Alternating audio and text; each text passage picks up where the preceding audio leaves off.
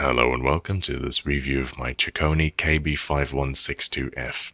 It was made in 1989 in Thailand by Chicony, and the design is quite obviously inspired by the Dell 8101 or Alps Bigfoot series. They're quite different though and easily distinguishable, first and foremost because this doesn't have a logo at the top left of the casing.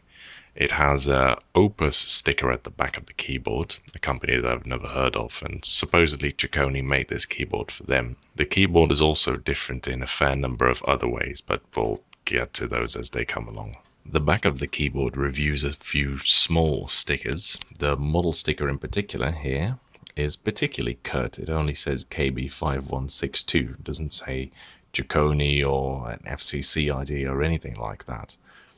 It also has the Opus sticker here that I talked about earlier. It's some kind of serial number, made in Thailand, and a tested sticker that reads 1993, which I think is from the uni that I got it from. It uses the same design of flip-out feet as on the Dell 8101, but the molding is not quite as elegant. There are a few molding marks around. These two are not completely level either. And it's not as snappy as the Dell 8101 is. In fact, it's pretty much completely linear.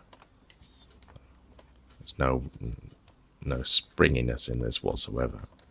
On the other side, there are a few molding marks too, such as one here. And again, these two are not completely level. Also, unlike the Dell, it doesn't have a cable gutter. Instead, the cable comes out at a fixed position here.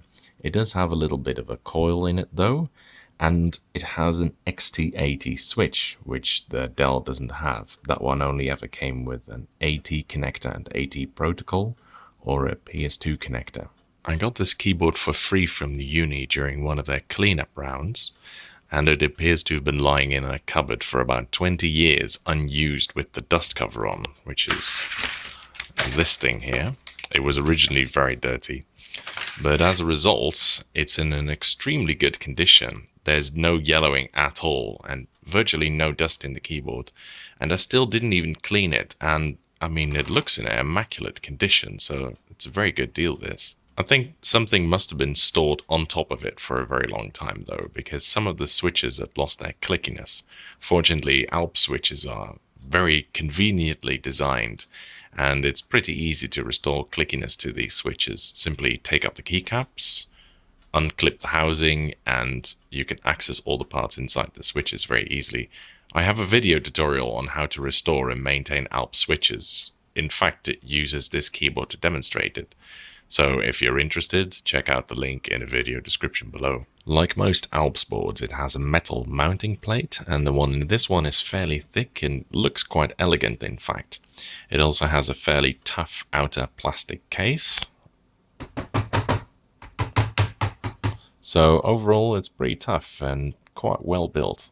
The keycaps are made out of thin ABS and appear to use dye sublimed lettering, which is a high quality printing method. But strangely enough, the lettering appears to be raised. I hope the camera picks this up, but the light reflecting off of the printing might give away that it's slightly raised. It almost looks pad printed, but I don't think it is, because there's no edges around the letters. It's only the letters that are raised, so I think it's dye sublimed lettering. It uses white Alps switches, which are probably the most common type of Alps switch. They're found in many different keyboards and are not very hard to get hold of.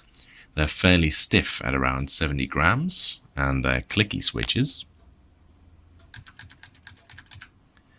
And they're a little bit more tactile than tactile Alps switches, such as black Alps, because the clicking mechanism introduces extra tactility that's not present in the tactile-only mechanism. Like most other Alps switches, they're pretty loud. In fact, these are almost certainly the loudest switches Alps ever made. However, it's a very pleasant noise. In fact, the noise is one of Alps's big advantages in my opinion. Here's a quick demonstration of what the switches sound like.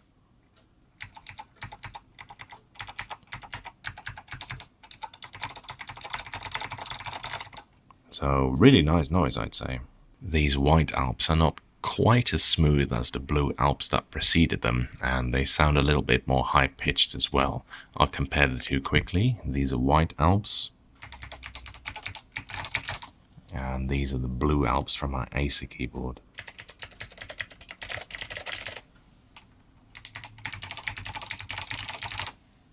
Still a great noise though. The advantage that these white Alps have over the blue Alps, however, is the fact that the blue Alps are quite rare and extremely expensive, whereas these white ones are easy to get hold of and usually priced around a much more reasonable £40 or so.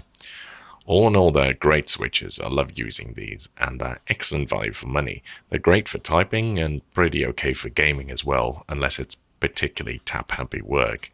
Colleagues might not like them, however, considering the considerable noise level they put out.